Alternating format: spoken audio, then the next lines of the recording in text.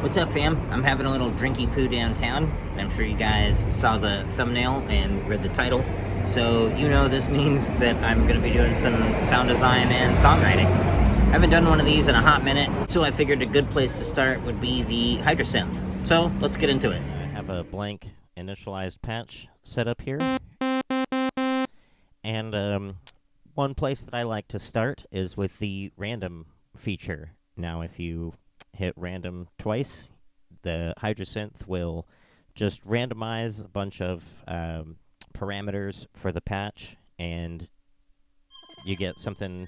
Sometimes it's usable, sometimes it's not. Like that. Or nothing. But one thing that I like to do, in one of the recent firmware updates, if you hold the shift button and hit random, and hit yes again, or hit random again to confirm, it will take two of your patches at random and combine random parameters of them, or just kind of meld them together in an interesting way. So if you make a lot of your own sounds in the Hydrasynth, or if you're just using the presets, that's one way to generate your own patches and get some new ideas for other things. So sometimes it's useful, sometimes it's not. Sometimes you get these weird, very strange sounds.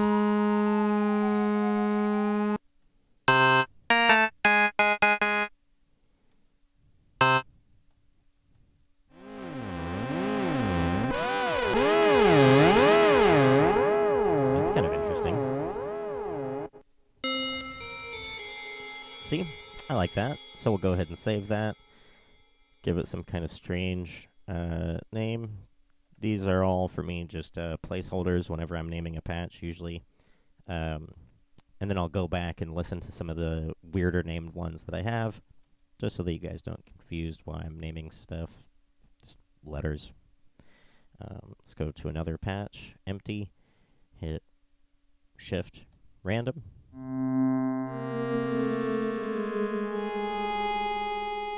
Let's make this a bit more musical. I'll go to out of chromatic to Dorian and pad mode octave.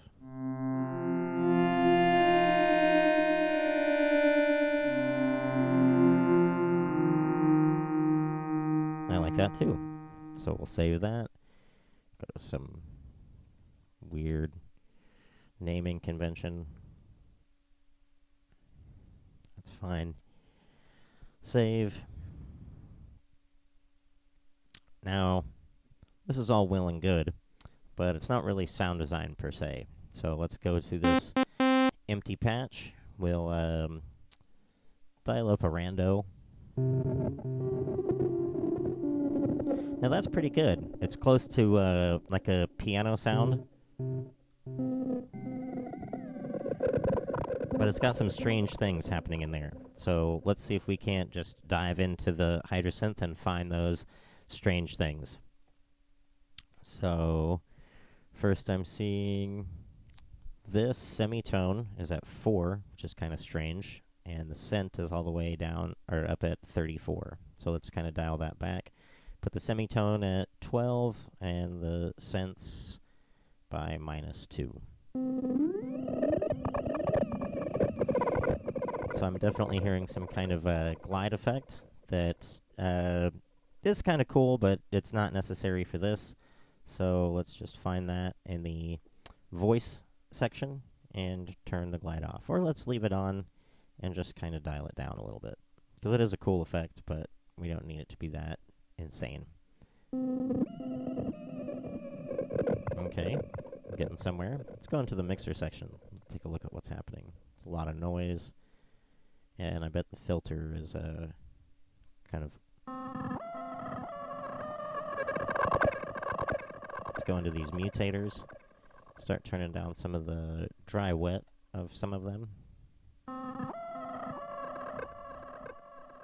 one's okay. Let's bump that W squeeze.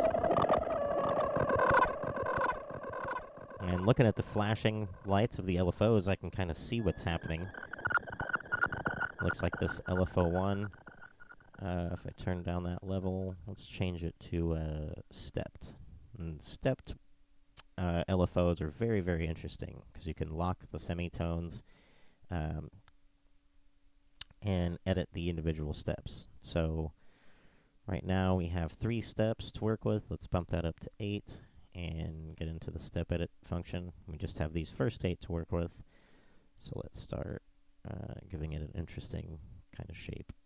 And since that's routed to the filter and not the pitch, we don't really need to bother with keeping things in like a key, as you would some other kind of sound design techniques.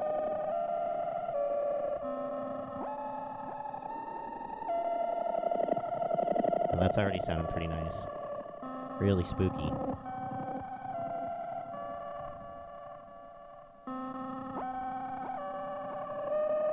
Very subdued kind of sound. Let's get into that mixer again and see if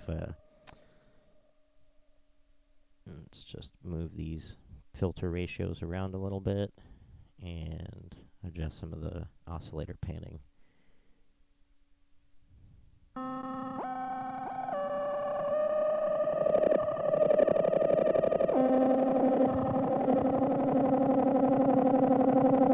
Looks like LFO4 is having a lot of control over stuff. That's a noise LFO, which I'm not a big fan of. So let's go turn that into a sample and hold, and smooth that sucker out.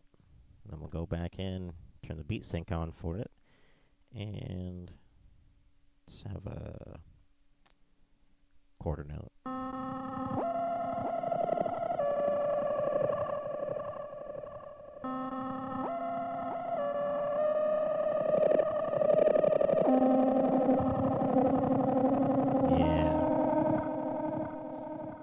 Some of that filter a little bit.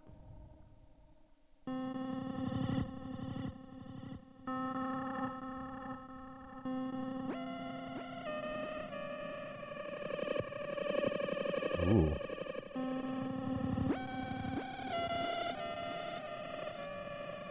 Yeah. Now we're getting somewhere. Let's put some reverb on that. Plate is definitely my favorite. Very 80s kind of a sound.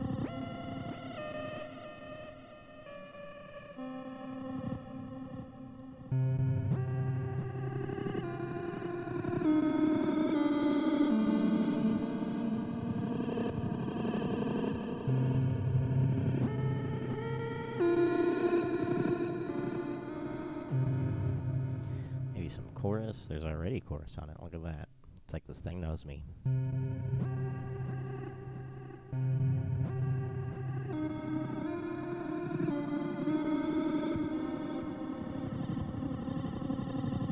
Let's have envelope 5 act on LFO 3's rate in a negative way, just to get something a little bit interesting. We'll go into envelope 5 and start adjusting stuff in there.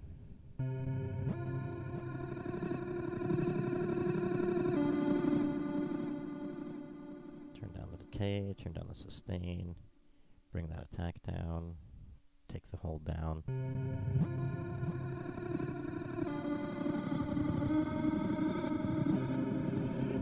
And let's have LFO2 act on envelope 5's decay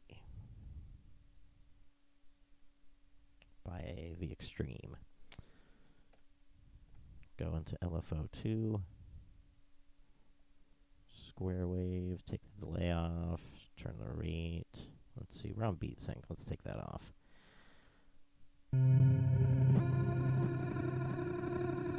There we go. It's a little bit more smoothed out now.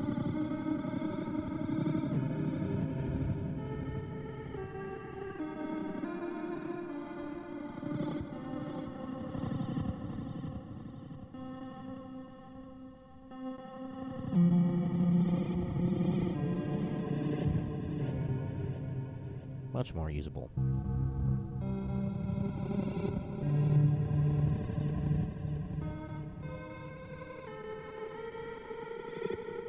Just a little bit too much noise, or maybe not enough. Let's try adding some.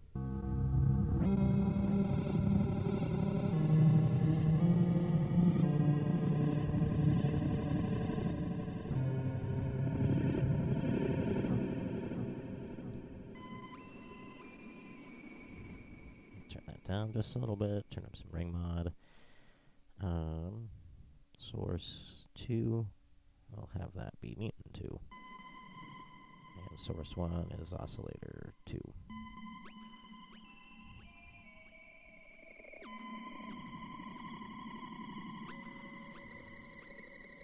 There. Now that's something to work with. So, these are just a few ways that you can, you know, craft a sound. Go random. Let's get random. So I like that too. I'll save that. And before I stop this little experiment, I will show you guys some of the patches that I've made using that random feature. Let's see. Like I said, there are all these weird name conventions. Whoa. Sorry about that.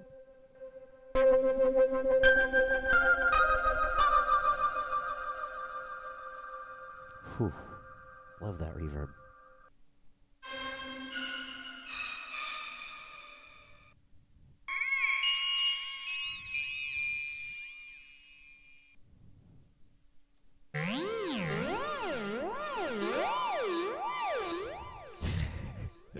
It's kind of slurpy, isn't it?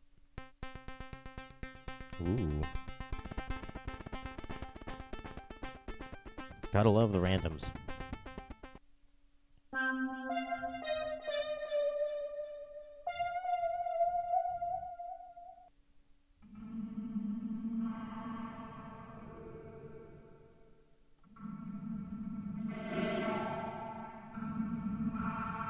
Whew, that is a scary sound.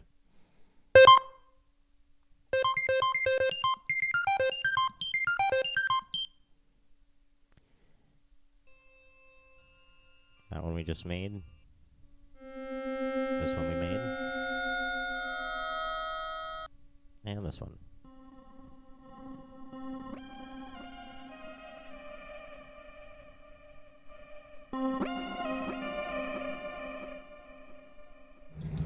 So that's a little sound design with the Hydrasynth. I'm hoping that you guys found that somewhat informative, and if you did, hit the like button, do a little subscribe, and I hope to see you next time. In the meantime, I hope you enjoy these videos. Peace.